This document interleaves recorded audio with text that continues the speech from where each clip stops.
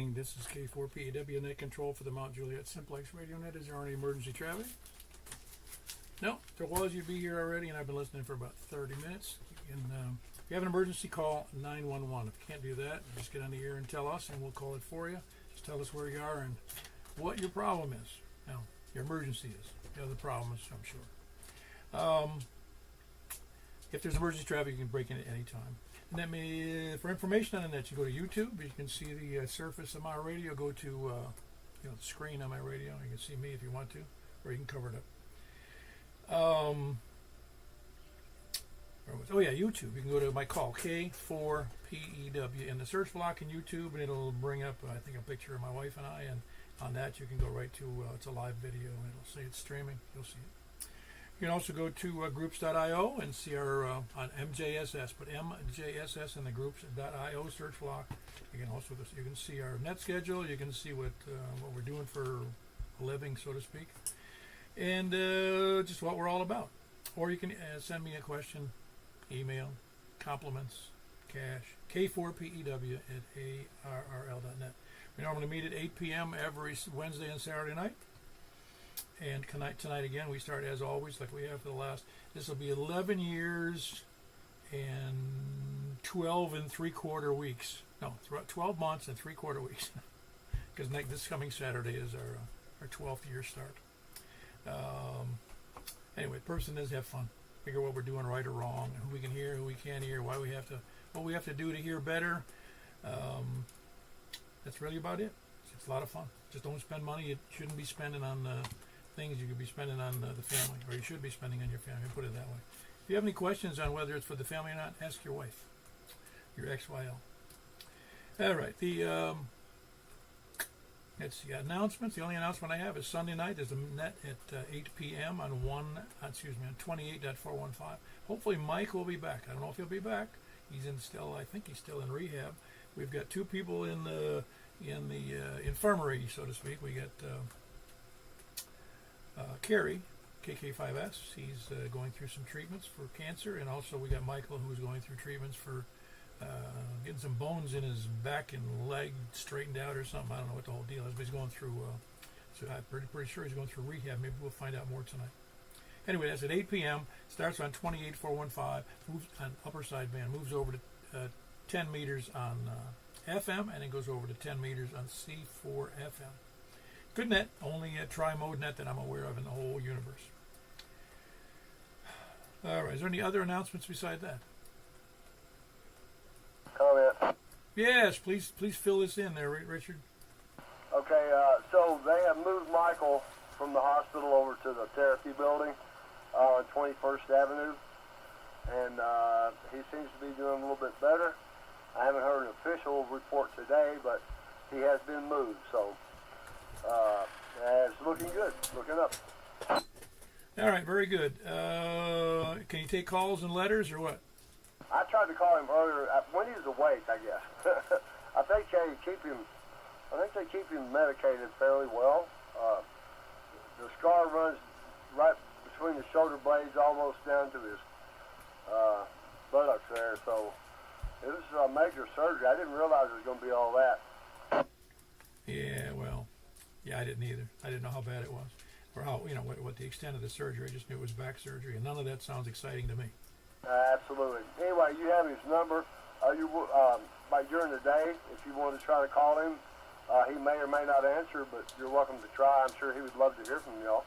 Well, just to be clear, I've texted him a number of times, and he hasn't responded, so I just assumed he's not checking the Signal app. Probably not. All right, I'll have to send him a dozen roses and a fancy card. Now there you go. Do that and a cup of coffee. I'm sure he'll like that. Oh man, he must be coffee deficient right now. I'm sure he is. Anyway, Paul, I got to run. I got a few things I got to get done for tomorrow, and if you will, go ahead and check me in at KN4TJF. And I sure appreciate what. Thank you, sir. Yeah, very good. That's Rick. He's in Ashland City, or at least west of Ashland City. Big signal tonight. Sounds like he's here in town with me. And it's KN4TJF. Just gave an update on Michael. He moved into another room, and he seems to be doing much better. And again, he's rehab, and he had infections due after following a pretty serious spinal surgery. but he's recovering at least. We're pretty sure he's doing okay. I'll have to text him again. All right, anybody else with announcements? All righty. We're going to be taking check-ins from starting from the west, but first we're going to state anybody who's short on time, mobile, or first-time check-ins. Okay, that wraps that up. Let's go to starting from the west. Please come down. KG4ILV. All right, Jack. You haven't heard from Mike, have you? No, I sent him a couple of texts and memes. I hadn't heard anything, but I figured, like Rick said, he's probably kind of medicated.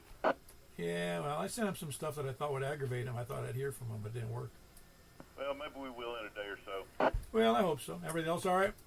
Everything's great. Thanks for doing the net. I'll see you on the next one. KG4ILV. Yeah, that is Jack. Kilo Golf for India Lima Victor in Donaldson. Who else? He's the mouth of Davidson County. Who else is west? Nobody else west? How about south? Kilo Echo 4, Sierra Yankee Victor. Oh, man, you got a big signal tonight there, Larry. I'm proud to hear it. No, it's a little bit noisy, but I got a much better copy than usual. The conditions are very good tonight. All right, thanks, Paul. We'll let you get on with me. KG4 SYV. Very good. That's Larry in Rockvale. Kilo Echo 4 Sierra Yankee Victor. Who else is south? Over the east. Man, we're cooking tonight, aren't we? Over to the east. Okay, I'm for HQE. Hey, Stan, I'm glad you jumped in. We needed somebody from the east to cover the bases there. How are you doing this evening? Doing pretty well, Paul. How about yourself? Better than expected. Actually, it was one of those days I didn't get a whole lot of sleep last night because I had to get up kind of early to go to the downtown Nashville. And so I'm paying for it now because I'm tired.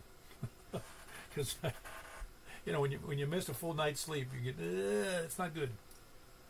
No, it's not. I'm glad I don't go to Nashville every day now. Well, I still didn't learn my lesson. I left an hour early to get over to, at the VA, you know where that is. And it still took me till 10 minutes after 10, an hour and 10 minutes to get into the parking space in Nashville. So the next time I'm going to leave at quarter to 9 to get to a 10 o'clock appointment. And it backs up all the way, it backs up at the junction there, and then getting onto 440 at the split there, it takes about 20 to 25 minutes to get to the junction, and then it takes another 40 minutes to get on 440 and over to where you want to go. It's just crazy. I have no idea what Nashville is going to do in the next 5 years. I don't either, unless they build roads on top of roads. And I don't know. I don't know about the tunnel idea they had. Well, the tunnel idea, from what I understand, went from the airport to downtown. That was my understanding. Airport to downtown, and that only would relieve the traffic for those because they would be not fixed. They would only be not Uber vehicles, but Tesla vehicles using the tunnel and self-driving cars. That way, it actually eliminates a lot of rental cars that people don't want rental cars. But it takes immediate people right from the airport go right downtown. Well, it saves a few cars, maybe a few hundred, but it ain't going to save all those trucks and traffic that come down I-40. No, it's not. I don't know what they're going to do about the traffic. Well, truthfully, they need another bypass like Atlanta has. Yeah, but I'm not sure where they're going to put it. Overhead. How about overhead? Way overhead. Yeah, I think that's what they're going to have to do, Paul. But anyways, I won't hold you up. Back to net. Okay, I'm for HQE. Very good, Stan. Good to hear you. Good signal in here tonight. That's Kilo Mike for Hotel Quebec Echo, and that's Stan. He's in Lebanon. Who else is east? Okay, over to the north. We're running out of space here. We're going to have maybe 10 in here tonight. From the north, please come down. KB9RKK. In Gallatin. Okay, I did hear somebody from Gallatin, but I didn't catch who it was. But I got Frank in there, KB9RKK. What's up, Frank? Hey, how you doing, Paul and everyone? Man, I don't know what's going on, but I think I got some kind of crazy pipeline or band opening going on UHF. Oh, is that right? Well, we've got excellent conditions here on VHF right now. Rick was like he was right down on my driveway. Yeah, I couldn't hear him. Very well. Larry was really good. But yeah, yesterday on the Wimo net, I caught it. I don't usually catch it on Tuesday, and on the repeater here right by Green Hill, on the same frequency, they had a net going, and I was trying to find it. I kind of figured out what it is, but it just doesn't make sense. It's Murphy, North Carolina, but they have an all-star net going on at that time, and it has the right frequency, the right tone, but it's kind of far. But it was coming in S5.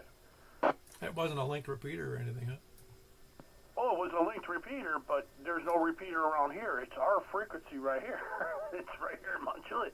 So as long as the repeater goes away, I'd hear the other one. And I was one of the few people hearing it. So I was like, and it was just on again.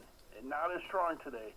But I was actually able to, after my net got done, the wire net got done, I was able to get it to come up, but I can't tell where it is because I don't have a beam. Yeah, I got you. See, now you got to buy a beam. See what happens? Yeah, just so I could find the errant repeater. No, I was like, it didn't make any sense. But because, normally we always complain about, man, for 70 centimeters, it ain't that great. We got everybody, signal is at least half, right? So normally we don't have stellar results with it. So it was kind of weird. Yeah, that is weird. I have heard stations. I used to hear that station way over north of it's actually northwest a little bit of Knoxville. I can't think of what it's north of right now. But it was a repeater that's up on top of a mountain up there in Virginia. Pretty high elevation, a couple few thousand feet. And man, he was coming in here big, but then that went away, so I don't know what happened.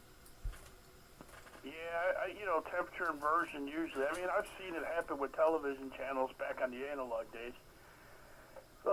Up in the north where it's totally flat, you get Iowa coming into the Chicago area across the entire state, and you're like, wow, that's weird. But it would normally do it on the lower, the lower VHF.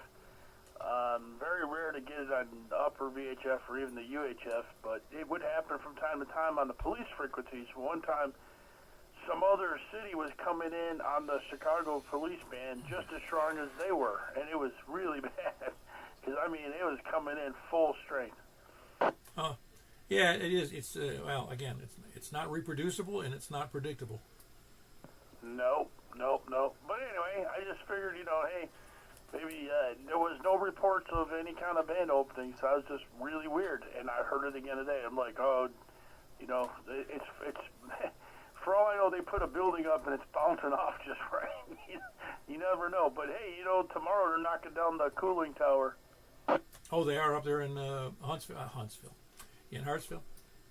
Yeah.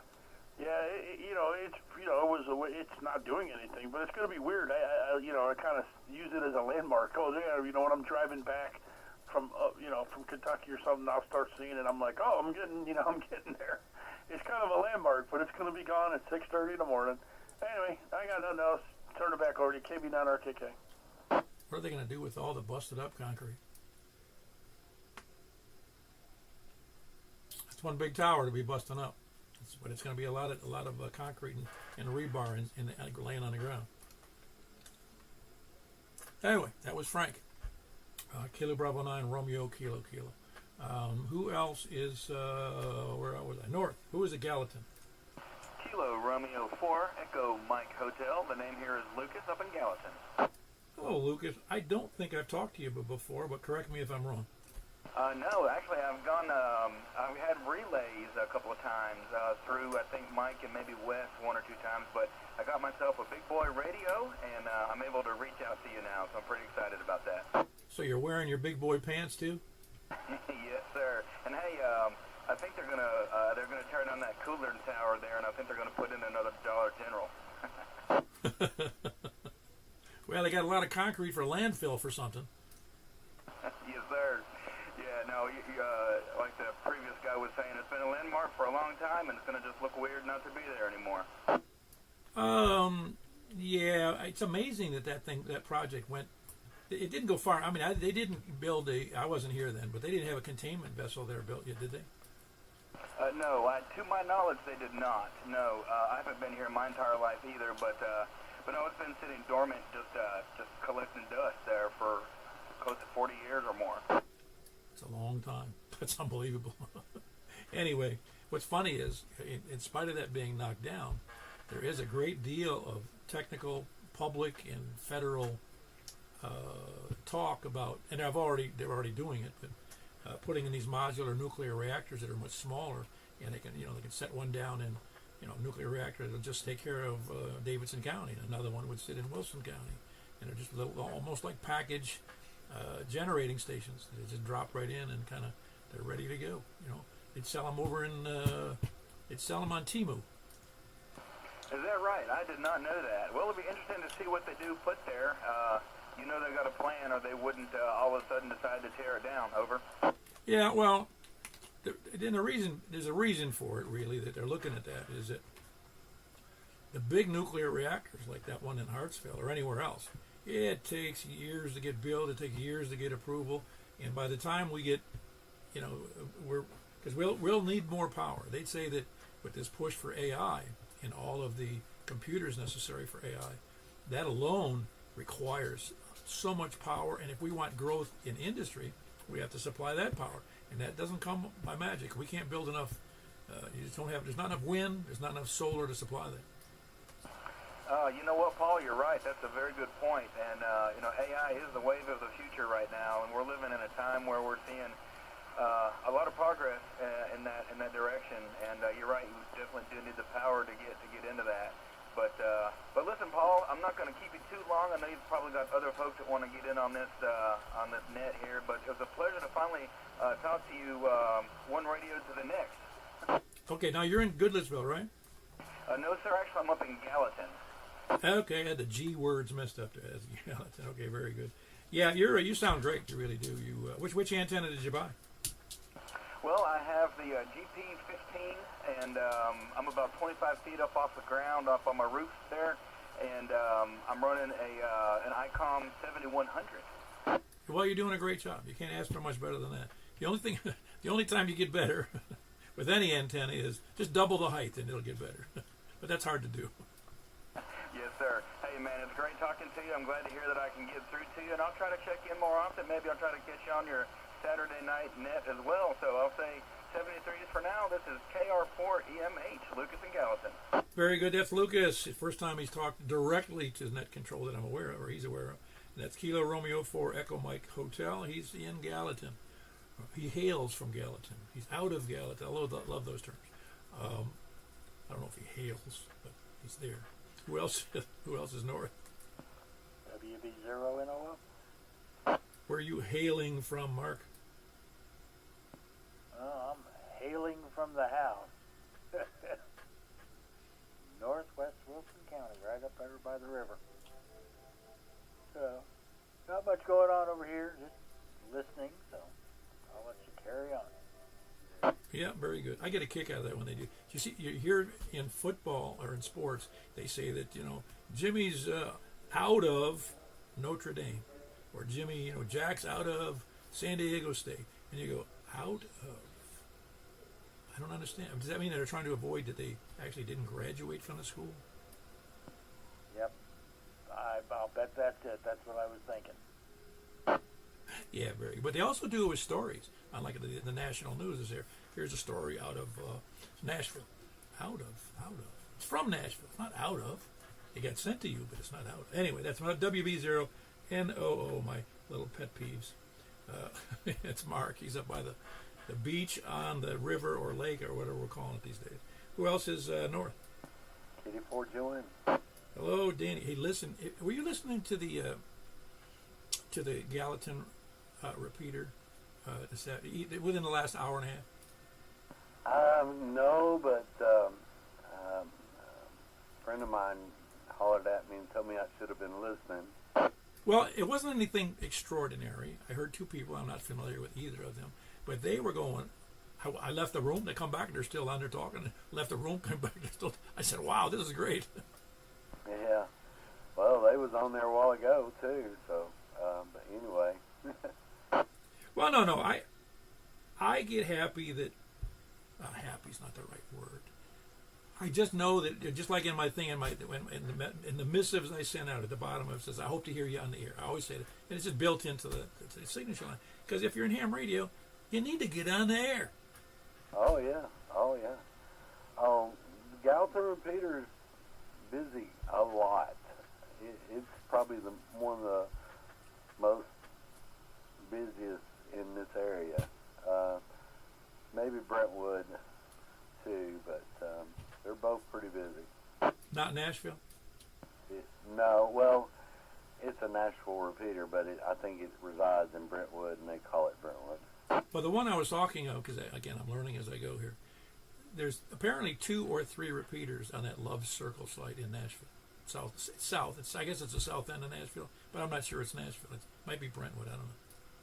Right. Love Circle's actually just right inside of 440 there. It's right above the Vanderbilt campus. Oh, okay. At any rate, I had a nice QSO with the guy down there, and he was excited that I said I'm on an HT inside the house. He goes, "Oh my gosh, you're doing fantastic over here," because it's like 17 miles, I think, from my house. And I said, "But I have it." Yeah, I wish I'd take a picture of this. It's my setup in the house. I put up a mag mount, and I stuck it on top of a lamp, and it's hooked up to the HT. So it works great, though, getting it all over the place. Oh, yeah. Brian told me he talked to you the other day on the Gallatin repeater. That's David's cousin. Oh, yeah, very good. Is everybody up there related? No, I'm not related to him, but we sit and talk quite a bit. Oh, no. It sounded like, no, actually, the 2 guys I was only partially listening to what they said, because the one sounded a little more country than the other guy did. I don't remember I didn't catch his name because I was kind of busy doing something else. Anyway, it's good. It's good to hear people on the air. Yeah.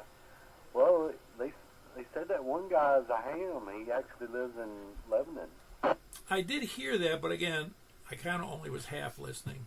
My wife was actually in there listening, and she goes, "Yeah, you gotta hear all this activity here." It's okay, and I just couldn't. I just didn't have the time to do it. Anyway, I'm just glad that, again, that's an amazing thing, really, when you consider how little repeaters get used. And I hear more activity on GMRS repeaters than I do on other repeaters. Oh yeah, quite a bit. Yeah, it's all good. Anyway, anything else, Danny? No, actually, you sound tremendously better than you did the other night. That's funny. Hey, I was going to say, we need to start a rumor that the reason that conditions get really good and then they get really bad is that aliens are controlling the propagation. There you go. That'll work. I don't know if anybody believed me or not, but sounds good. Anyway, that was Danny. Kilo Delta 4 Golf, Oscar, November. Who else is north? Whiskey 4, November, Papa. Hey, another North Country ham. How you doing there, David? Oh man, I'm surviving. Got a sinus cold I'm trying to kick, but other than that, I'm doing pretty good. But my propagation is the best when the aliens park right above the house. Just to let you know. Oh yeah, you don't get any what they normally call the airplane flutter, but you don't get any space vehicle flutter. Yeah, that's what do they call that? UAP propagation. Yeah, now they changed the terms on me, man. Why'd they do that? UAP, unidentified. What does it stand for? I forgot. Unidentified aerial phenomenon, I believe. I've got some birds that qualify for that in my neighborhood. Yeah, but when you park a UFO over your house, it's a couple 100 feet wide. It works great on 80 meters. You could probably do bounce off of it to get the longer, low angle propagation. Yeah, exactly. That's what happens. All right. Appreciate it, and we'll let you move on. W4MP. Yeah, good to hear from you, David. That's Whiskey 4 November. Papa David in White House. Not the White House, Tennessee. Who else is north? Kilo Delta 4 Charlie Victor Echo. Hello. What do you think about that alien controlling the propagation idea? Listen, you all need to be careful what you're talking about. I told you. I know, man. We're accidentally letting out secrets that we're unaware. I mean, I'm the expert here, and I don't want you repeating anything I told you. I don't think we mentioned the propagation. I think you talked about its controlling the water supply in Nashville. We talked about when something weird happens, that the aliens, a UFO flew over. Yeah, but they're busy boys, ain't they? Or they're busy beings. How's that? What's that again? They're busy. I said busy boys, but they're busy beings. They're sentient beings, yes, and oh boy, don't get me started. God, were you able? Well, I was going to say, did you hear from where you are? Were you able to hear Larry down there in Rockville? I hear Larry real good at my new location in Hendersonville, and he was good tonight. Yeah, no, that was the best I've heard him in a while. He's really good. Anyway, anything else for the night, Greg? No, that's it. And Danny was full scale, KD4 TV. Yeah, but that's like saying the sun shines, man. Danny was full scale. Of course he was. That's Greg, KD4 CVE, and what do you call it up there? I get it all confused because I still got him listed as in my brain as in Antioch, and he's in Hendersonville. Now he's in Hendersonville. He got deported to Hendersonville. Who else is north?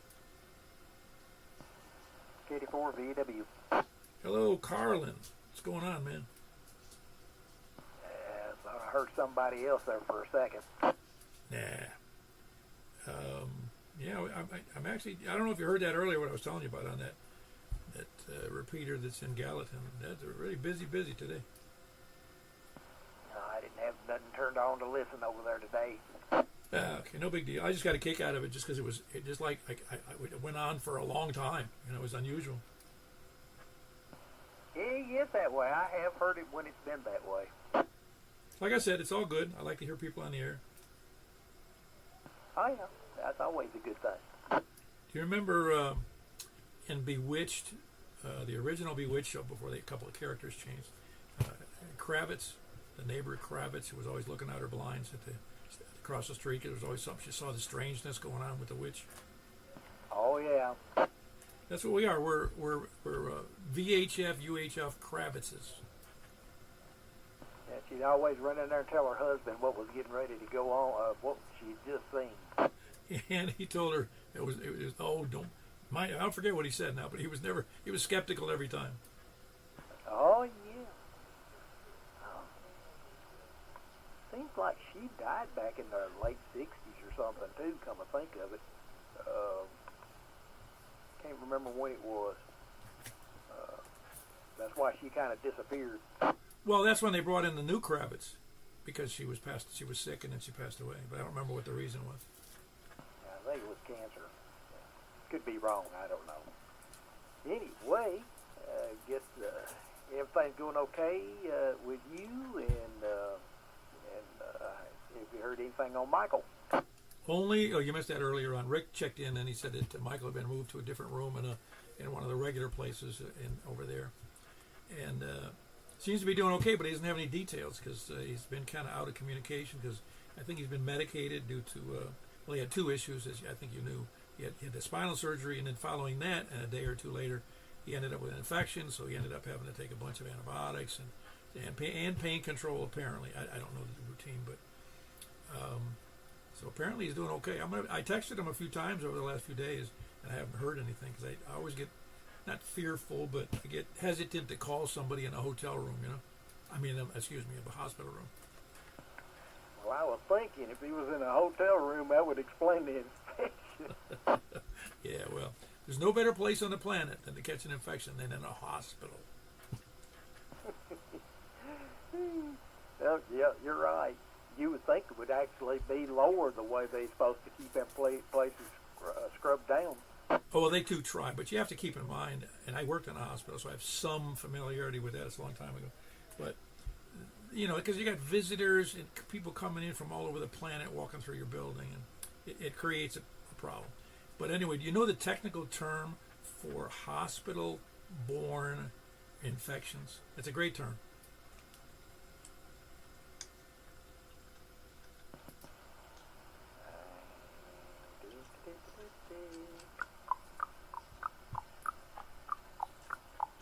Well, I can't figured out. Well, the horse walked by, they'll clop on the clopping there.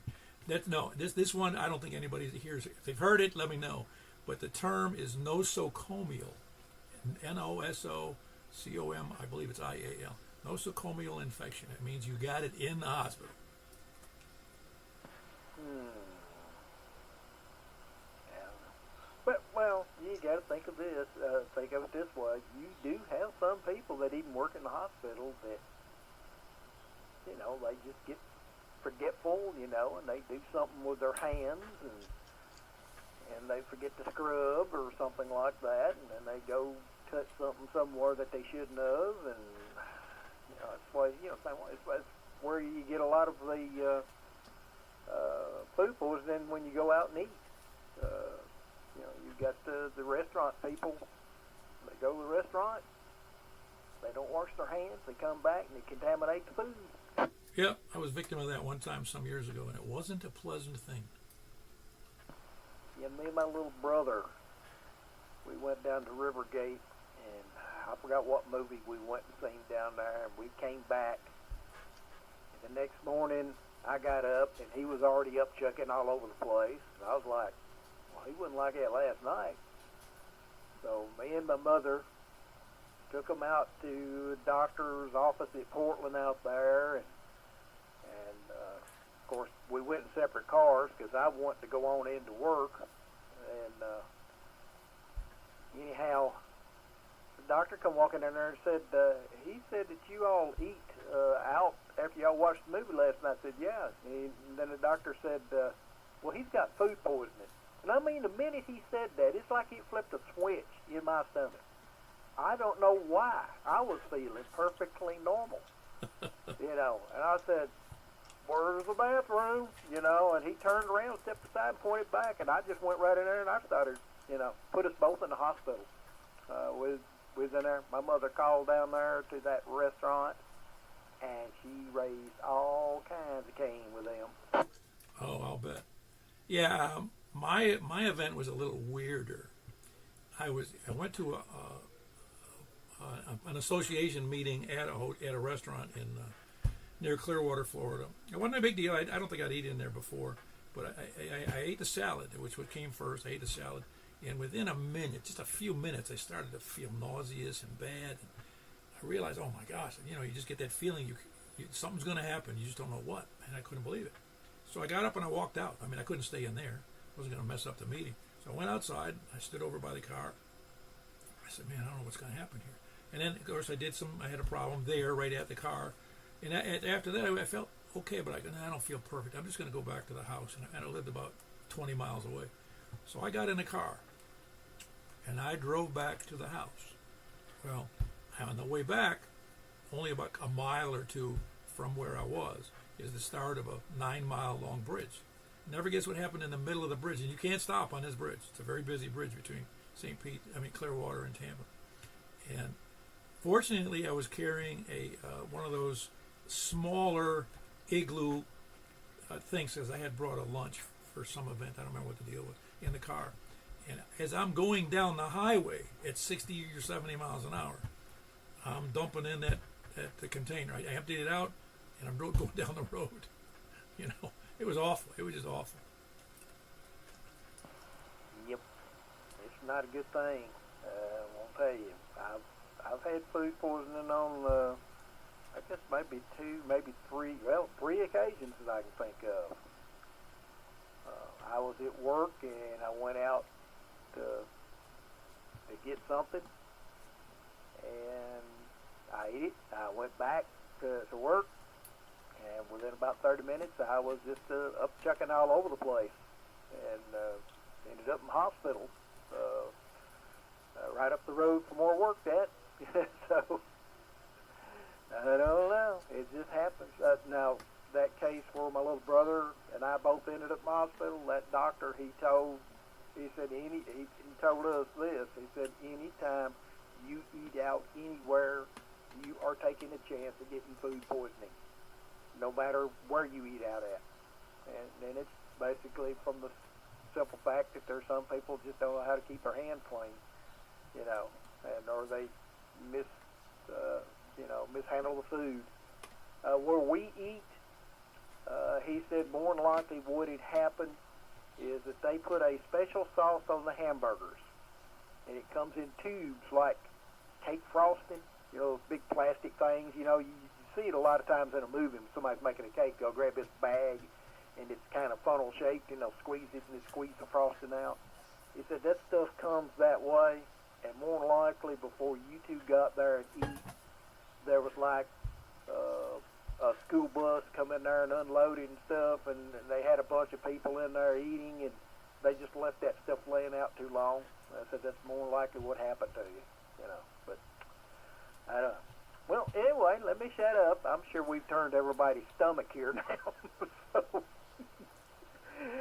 I'll turn it back over to you, and we'll see if anybody's upchucking now since we've had a good thorough thing. You know, they're all sitting there, you know, like, I just eat supper. Why'd you have to talk like that? So anyway, I'll turn it back over to you, Katie 4VW. Yeah, that's Carlin, Katie 4VUW, Angeltown, Bethpage. Well, I tell you what, it's a dangerous thing, really, that food poisoning. I don't know how many people die every year, but there are several, more than a few. And a friend of mine's son and his daughter, in fact, we were in Florida at the time. They were up in Kentucky, I don't know where, and they both got food poisoning. And she died the next day. And he was left in grief with 2 or 3 kids. You know, they were like 25 years old. And what, you know, you go, holy crap, you just die in one day from food poisoning. So it's bad stuff. Anyway, Katie 4VUW, Carlin. Great subject, food poisoning. I like it. Who else is north? Nobody else north? How about any place, anywhere? And I'll just move on to the list. I'm looking for. We only had so far. We only have 12 in there. So we're looking for dilly dally or spuddlers, landlubbers, sandbaggers, lollygaggers, lurkers. I've got hiccups. Skulkers, slackers, lackeys, toadies, lacquers, repeater chunkers, shape-shifting lizard people, moon landing deniers, and those who say that, well, obviously there's people that think that they landed on the moon. Also that the moon is occupied by aliens on the backside. Actually, and the moon is actually there's others that say that the moon is actually occupied internally by aliens, real aliens, not foreign aliens, not foreign nationals, not our enemies. But anyway, there's supposedly some real, like the Chinese are supposedly mining things from the backside of the moon. Anyway, flat earthers, flat earth deniers, the scanner listeners, they are donglers, preppers, end time survivalists, and Bigfoot believers. I forgot to mention that that the aliens are controlling ham radio propagation. Is anybody else? India Foxtrot. Okay, I had 2 in there. KQ4. Man, I forgot about. I had 2 in there. John, yours is KQ4. KQ4. Oh man, what is that? I something. KQ4WIF. John over here in Hermitage. How you doing, Paul? Ah, there you go. I had it messed up. WIF. I should remember that. I'm doing great. How are you doing? I'll tell you what. Count down to the days to retirement again. 2 years and 2 months, and I'm still sitting here at my desk knocking out paperwork at 8:30 at night. So, listening to all this conversation, you can leave out the part about being having food poisoning. Since I travel 3-4 days a week all across this country, I've been hit, and there is nothing worse than getting food poisoning out of town in a hotel. Absolutely, yeah. It's the pits. Well, it's any time you're sick if you're out of town, because you don't have any doctor you're subject to. You don't even know where you're going half the time. No, it's not good. Matter of fact, you're retiring again, but I don't know why you went back to work. I think they may have called you back if I remember you telling me right. Is that when a very busy person retires, it's tough the first year or 2 because you feel like you need to be doing something big. Well, I was supposed to retire June 15th of this year, and the company that I've been with all my life, they came to me with a stay package if I'd stay another 3 years, and it had a big, huge bone tied to the end of it. And it's not like we need the money here around this house, but I like what I do, and the wife likes to travel with me, so I agreed to another 3 years. Oh, cool. So you won't be retired until, what's this, 28, is that correct? June or July or August of 28? Yeah, correct. I've got a lot of, I handle a lot of litigation. I've got a lot of things going on right now, and it's not good to change hands right in the middle of that type of activity. So I may make it a little bit sooner. You know, they came at me with this crazy number. I mean, almost doubled my salary for the next 3 years, and then a big bone tied to the end of it. And I was thinking, you know what?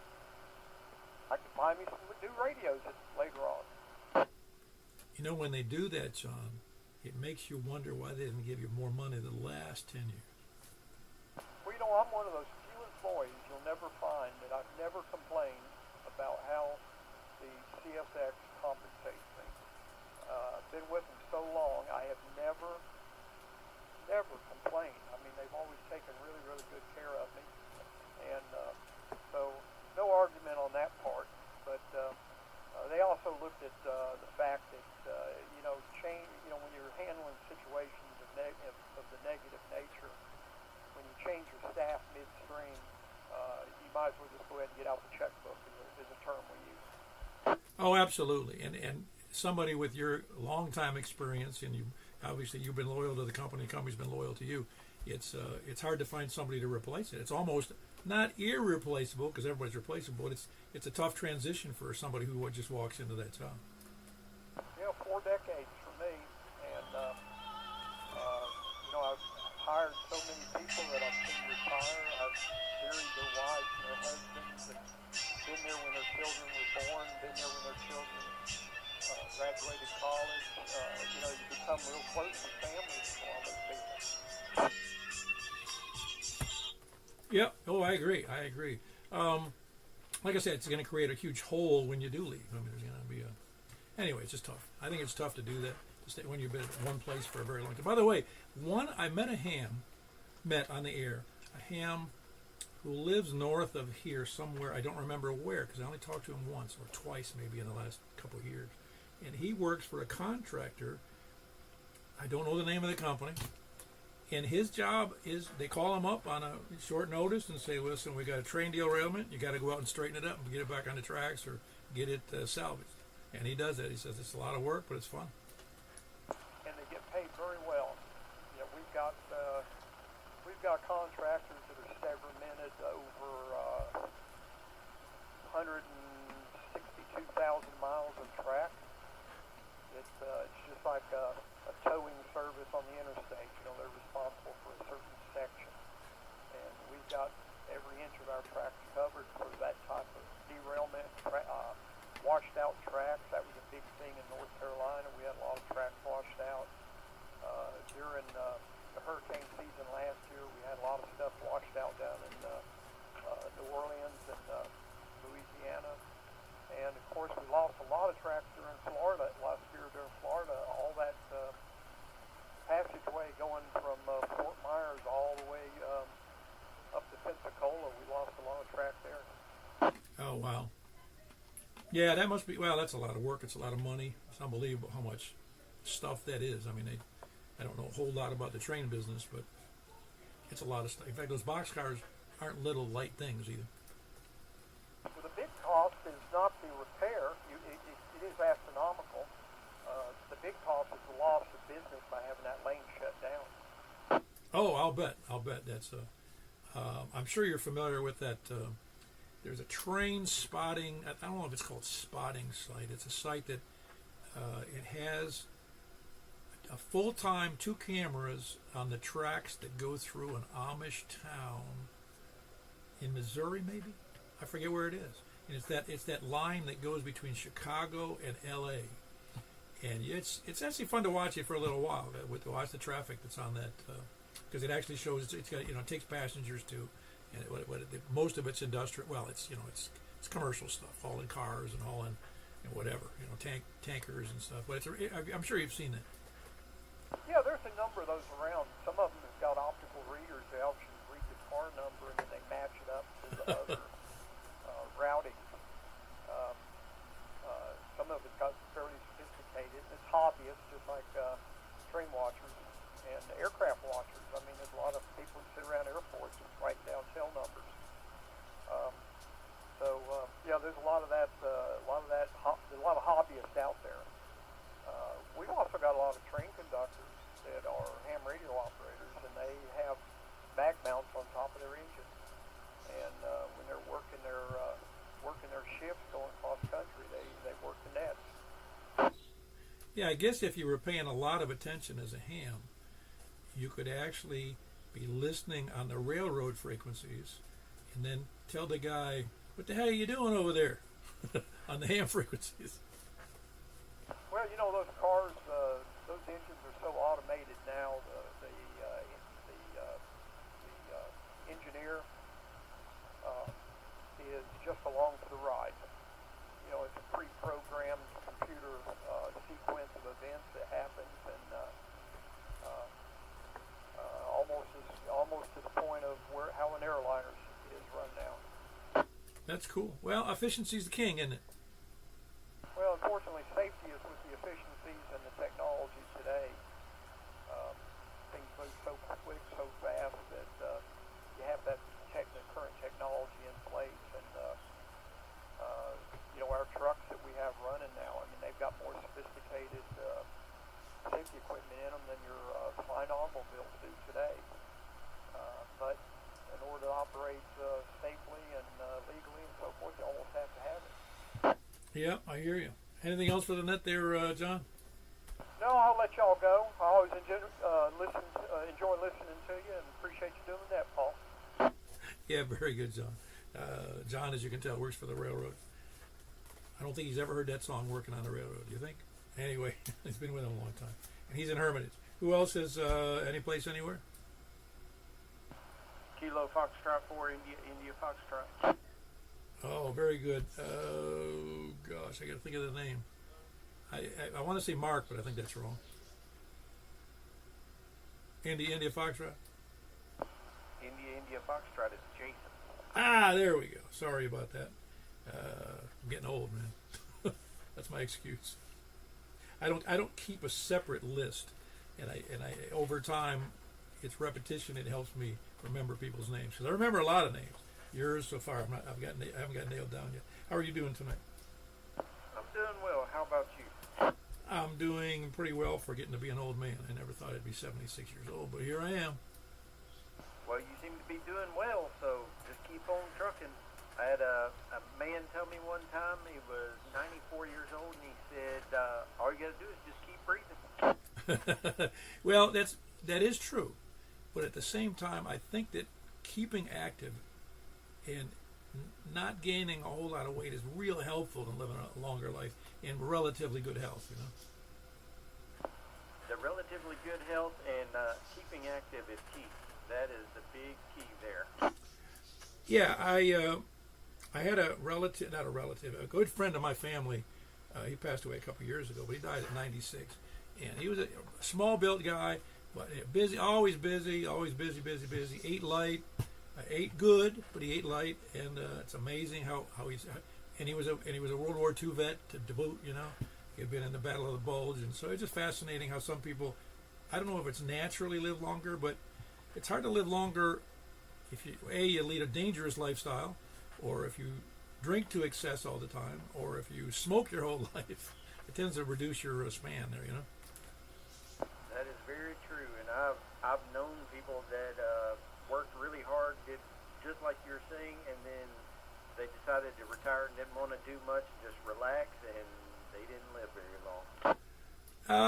Yeah, I'm thankful that I gave up smoking 36 years ago. Yeah, it was in 89. And I've been pretty active since, because what happened was I quit smoking, and then I went from 212 pounds. In 2 years, I went to 295 pounds, just from quitting smoking, and I ate a lot. And so then I said, whoa, I can't do this either. This is worse than smoking, man. I can barely bend over. So I started being more, being more active in the gym and that kind of stuff, and getting back to a reasonable shape, you know. I guess the habit of having something in your hands constantly turns to snacks or just food in general, and it makes you do that. I don't know if some people have said that, and I've heard others say that it's. Wait a minute, let me get the term straight here. It's that tobacco tends to dull your appetite. That's the way I understood it. And so in turn, you can start to taste food again, so it tastes great. And it does taste great after you quit smoking. I can understand that. Myself, I've never smoked and I don't drink. Well, it's a good thing not to. I read, I've mentioned this before on the net, there was an advertisement for, not an advertisement, it was like one of those public service announcements that said, even if you have only like, I forget the number, but it was less than a pack. It was like if you smoked 10 or 15 cigarettes in a lifetime, you are more likely to have COPD or some other lung disease. I went, oh boy, we got a lot of people in trouble. Yes. And I think these, a lot of people using the vapes are a lot worse than the cigarettes, in my opinion. The people in the what? Smoking the vapes or doing the vapes. Oh yeah, I have a friend of mine down in Alabama, southern Alabama.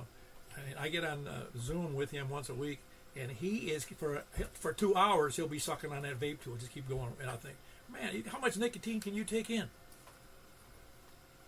It's amazing how much some of them do. It just blows my mind. Well, it is a drug, as I'm sure you know. Yes, I know. Yeah, no, it's people forget that it's a drug. That's why when people said it's a terrible habit, I go, no, listen. When I smoked, I was addicted. I mean, I give you an example of how addicting it is. I had to go in a hospital and do work, and you couldn't smoke in the hospital. So here I was, we for about 4 or 5 hours, me and my associate, going around, we were reviewing some equipment, and then we got down, went to eat lunch in the cafeteria, ate as fast as I could, then I went outside and I smoked like 3 cigarettes in a row, because I was starting to get lightheaded from too much blood going to my brain. That does not sound good. Well, it does. It really does affect you physically, and it is an addictive substance.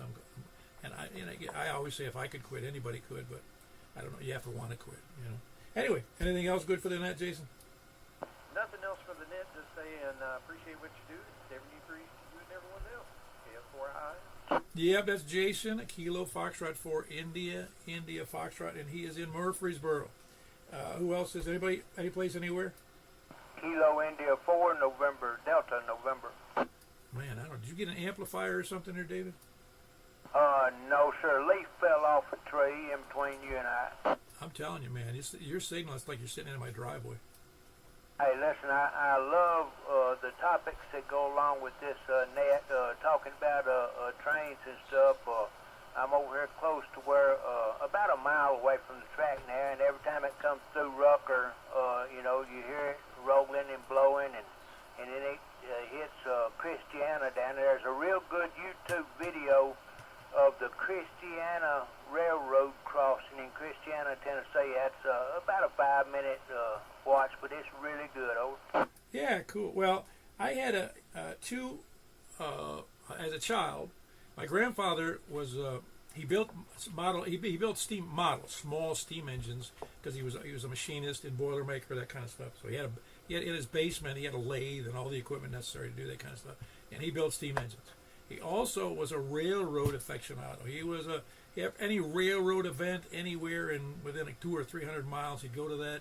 Old time steam-driven farm equipment, reaping equipment, harvesting equipment, and I got movies and pictures of him doing that because I went with him a couple of times.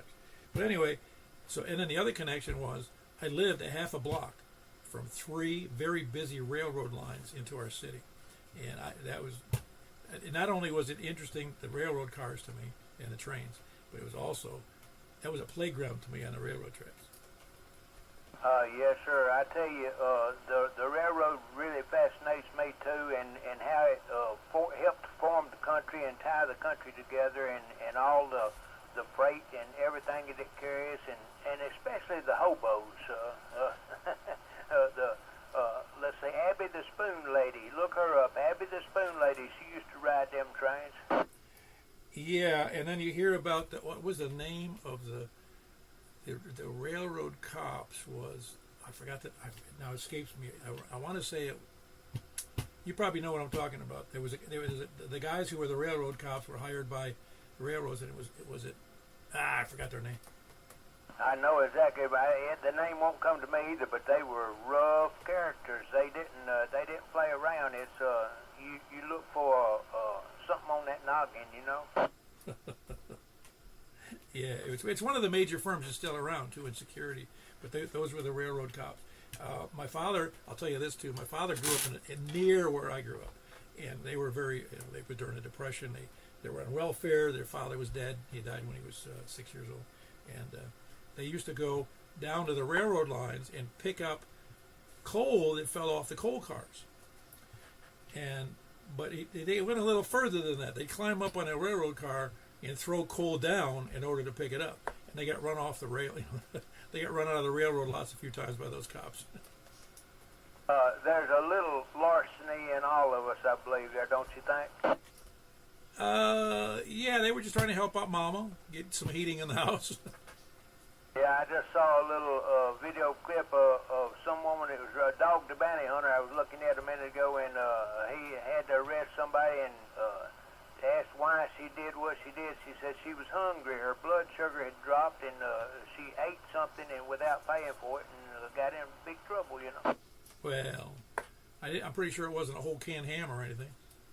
No, it was something small. Anyway, I don't know which category to fit into. You rattled off all those things, and I was waiting for Scott to chime in there, and he'll probably come in there. But anyway, this is KI4ND, and in the Christiana community, Echo Mike 65 Tango Romeo, just for your info, sir. Yours on it.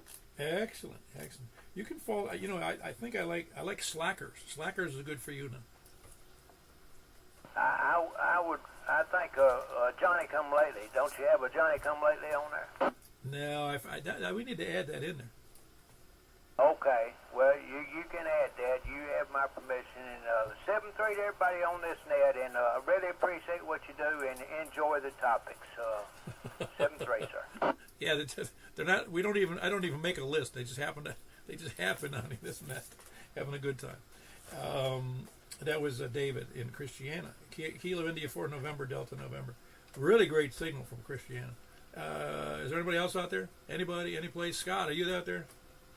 KG4MIZ.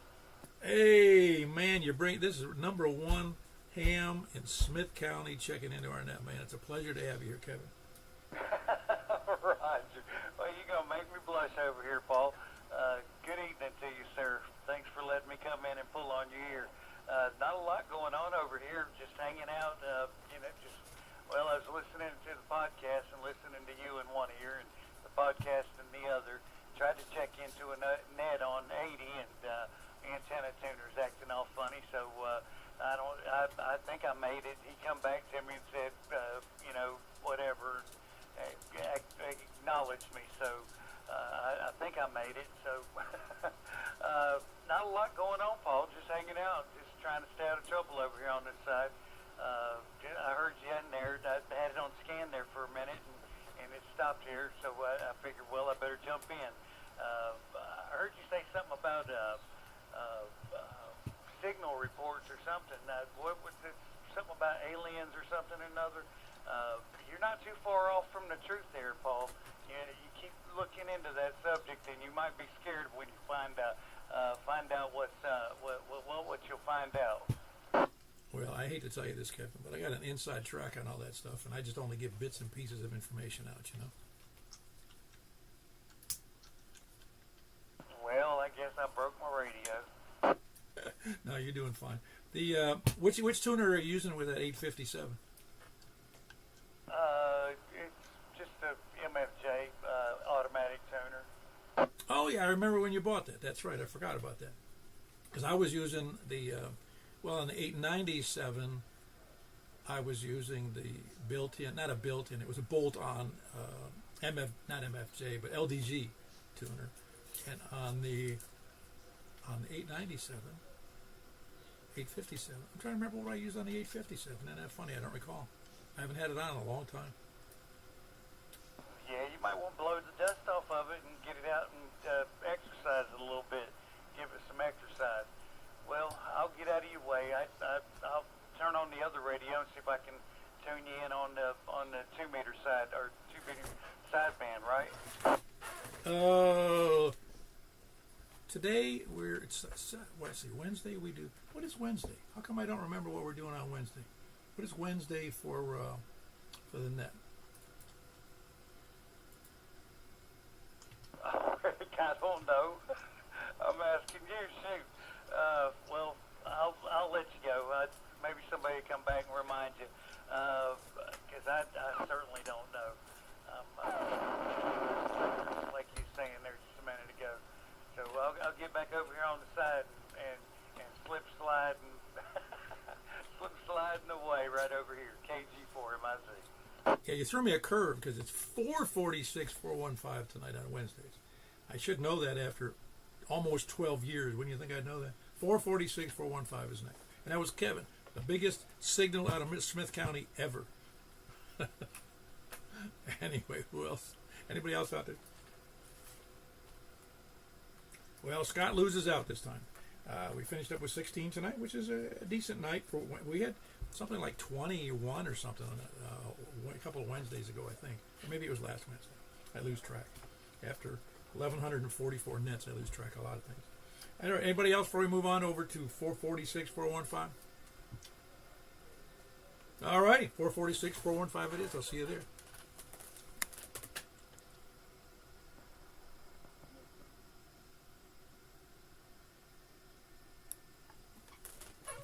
.446, 415, here I am. This is the K4PW looking for check-ins here from the west.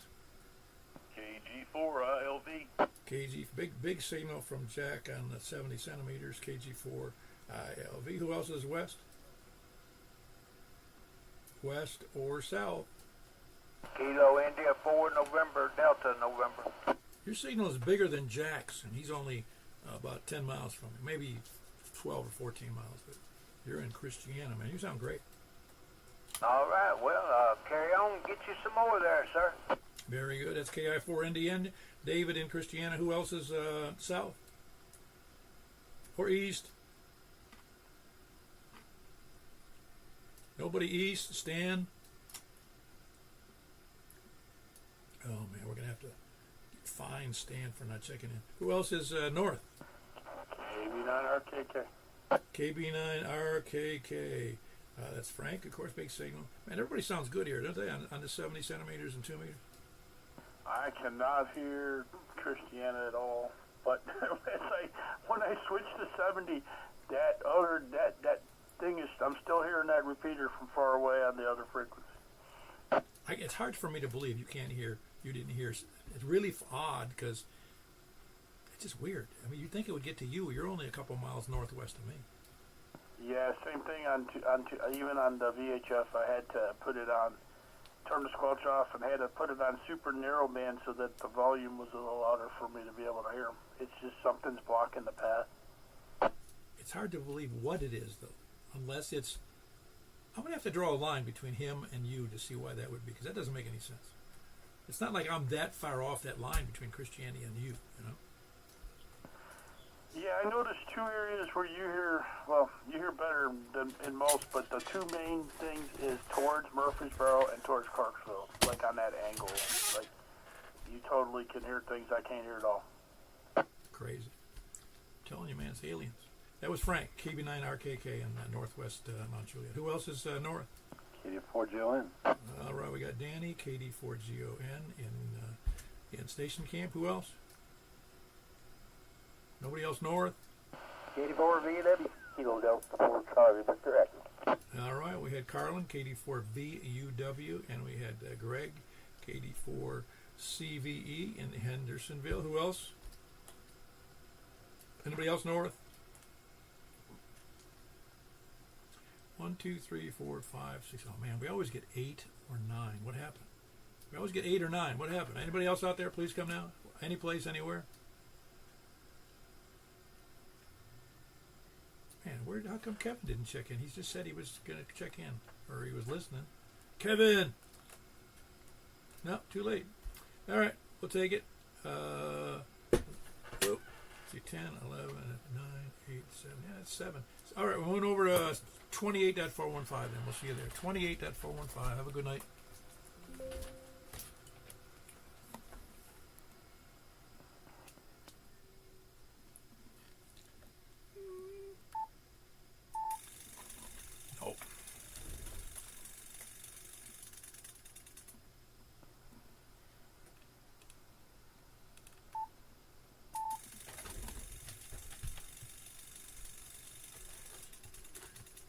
any of you were watching on the screen, I turned to the wrong frequency and tuned up at 29.415, but that's not where we are, 28.415. All right, very good. Let's start from on 28.415 from the north. Kilo Delta 4 GON. I hear you in there, Danny. Not great, but it's D. I can hear you. Who else is north?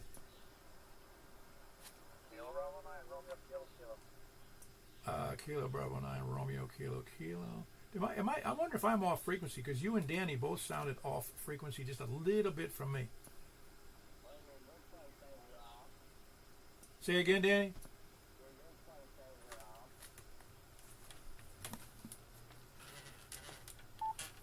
Yeah, why'd you have to bring that up, man?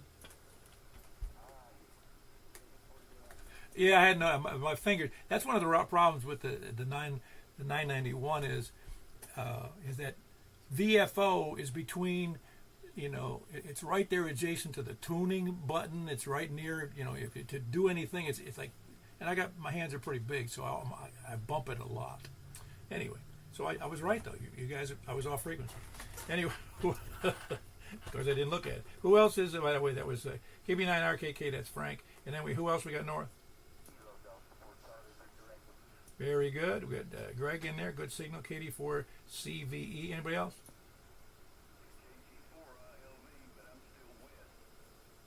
Oh, yeah. Okay, very good. You're good. KG4ILV. I'm sorry about that. Did I skip you?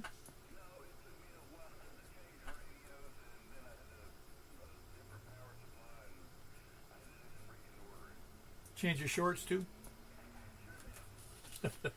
Very good. That's Jack. He's in Davidson County. Kilo Golf 4 India Lima Victor. Who else? Anybody else? I'm not hearing anybody. Is anybody copying something I can't copy? Oh, I can hear somebody in there too, but it's really, really down in the dirt. Hold on one second. Let me turn it up a little bit.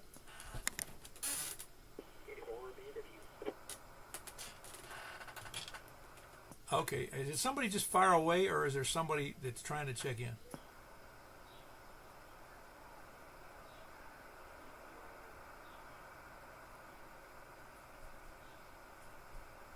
Well, I swear I could hear something, but I can't make it out. So it's not going to matter if you're trying to check in. Let me know. Just hit me at K4PEW@ARRL.net. It's really weak, though. I mean, I was like filling in the blanks with my imagination, trying to figure what that signal was. All righty. We're going up. We're going to finish up the net here and go over to 223.415. Hope everybody had a great time, and we'll see you on the next net. Thanks for being there, K4PEW.